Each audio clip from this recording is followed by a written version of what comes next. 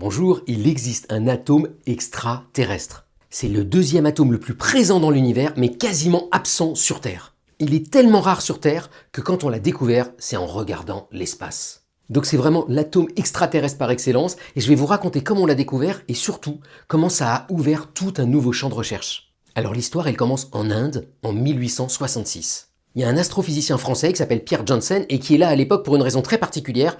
Il va y avoir une éclipse solaire totale. Et donc son but, c'est pendant les quelques minutes de l'éclipse d'arriver à regarder le soleil parce que le soleil va pas trop l'éclairer et il va pouvoir voir sur les bords les caractéristiques de la lumière du soleil. Et lui, son but, c'est justement de mesurer les couleurs de la lumière du soleil avec un spectroscope. C'est cette espèce d'appareil-là.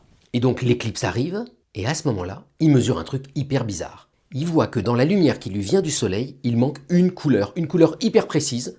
Un jaune à 587 nanomètres de longueur d'onde. Alors d'où ça vient ? Il faut comprendre ce qui se passe quand on éclaire un atome en général.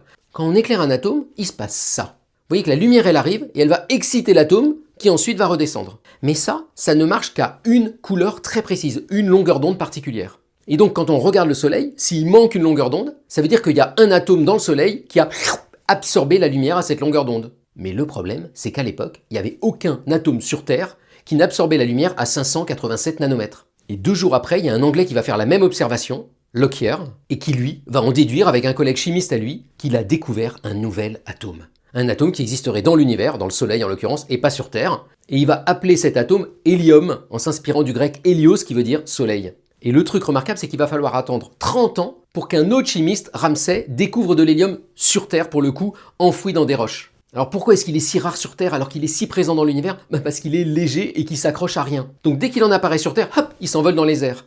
Et c'est pour ça qu'on l'avait jamais détecté sur Terre. Et d'ailleurs, l'hélium qu'on trouve sur Terre, il vient pas du Big Bang, il vient de la désintégration radioactive de certains atomes dans des roches, par exemple d'uranium. Et c'est pour ça que c'est hyper rare, hyper cher et hyper précieux. Mais surtout, cette découverte de 1866, elle a ouvert tout un nouveau champ de recherche. Ça s'appelle l'astrochimie.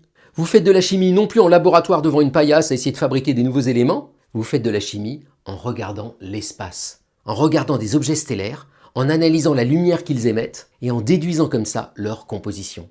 Et ça a permis de découvrir plein de molécules incroyables un peu partout dans l'univers, notamment des molécules qu'on n'avait jamais vues sur Terre.